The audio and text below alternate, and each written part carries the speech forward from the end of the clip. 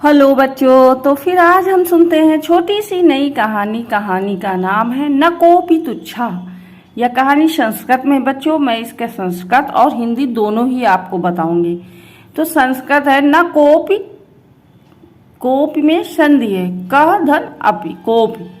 Copy माने कोई भी, तुच्छा माने छोटा, कोई भी छोटा नहीं होता, तुच्छ नहीं होता। एकदा वने एकः गजः पिपीलिका च मिलत। एक बार जंगल में एक हाथी और एक चींटी मिलती है। तो हाथी चींटी से बोलता है कि रे पिपीलिके मम मार्गात् दूरी भव, अन्यथा अहम त्वं मर्दयिष्यामि। चींटी, मेरे रास्ते से हट जाइए, वरना मैं तुम्हें कुचल दूंगा। मर्दयिष्यामि माने कुचल दूंगा, रौंद दूंगा। तो बच्चों, हाथी बड़ा होता है और चींटी होती है बहुत छोटी। तो उसने चींटी को डरवाया कि हटो मेरे रास्ते से, नहीं तो मैं तुम्हें रौंद दूंगा। तदैव वने तीव्र वर्षा आरब्धा भवति। उसी समय वन में, जंगल में तीव्र वर्षा, बहुत तेज बारिश होने लगी। गजा पिपीलिका च एकस्याम गुहायाम प्रविशतः। हाथी और चींटी दोनों ही एक ही गुफा में घुस गए। प्रविश्याम में मतलब अंदर चले गए, प्रवेश कर गए। ये देखिए बच्चों, गुफा है और ये हाथी भी भाग के उसमें वर्षा से बचने के लिए छिप रहे हैं और चींटी भी। तीव्र वर्षा कारणात् एका विशाल शिला गुहायाः द्वारे पतति। तेज बारिश के कारण एक विशाल शिला यानी बहुत बड़ा पत्थर गुहा के द्वारे पतति माने गिर जाता है। एक बहुत सा बड़ा सा पत्थर उसी गुफा के सामने मुंह पर गिर जाता है और वो मुंह बंद हो जाता है गुफा का। गजः अनेकैः प्रयत्नैः अपि तां शिलां मार्गात् दूरीकर्तुं न शक्नोति। हाथी अनेकों यानी बहुत प्रयास करता, बहुत प्रयत्न करता है, फिर भी ताम माने उस, शिलां माने शिला को, पत्थर को, मार्गात यानी रास्ते से, दूरी कर्तुं न शक्नोति, वो दूर नहीं कर पाता है। पिपीलिका लघु आकार कारणेन बहिः गंतुम समर्था भवति।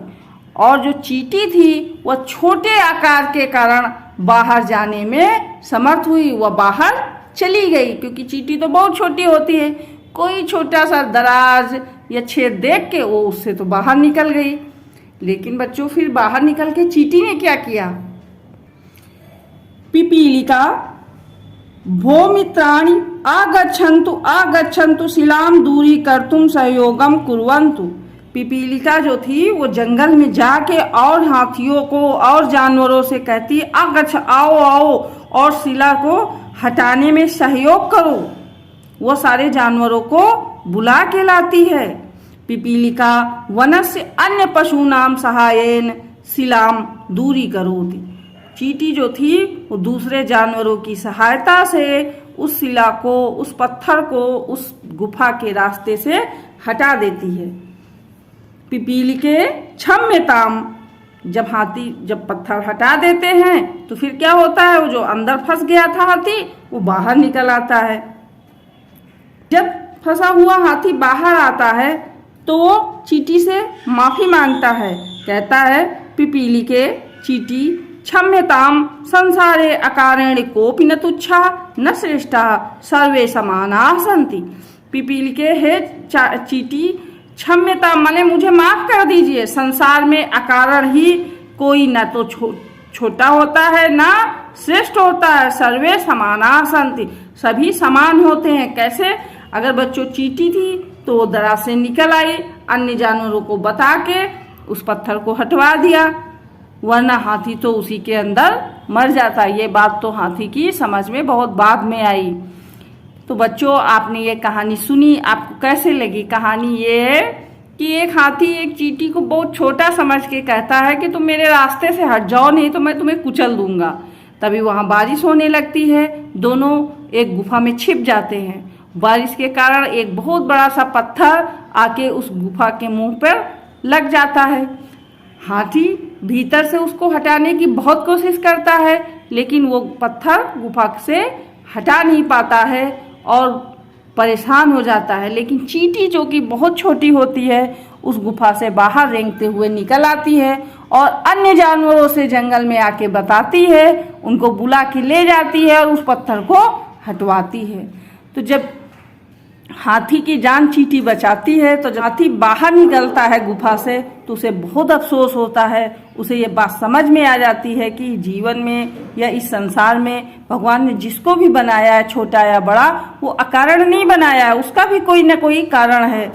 और सभी जानवर, सभी जंतु, सभी मनुष्य सब समान होते हैं। कोई किसी कार्य को अच्छा कर लेता है, कोई किसी कार्य को अच्छा कर लेता है, और उसे इस बात का बहुत अफसोस होता है, चींटी से माफ़ी मांगता है। तो बच्चों, हमें भी समझना चाहिए इस बात को, किसी को भी छोटा या तुच्छ नहीं समझना चाहिए। तो आज की कहानी यही ख़त्म, और हम फिर मिलेंगे एक नई कहानी के साथ।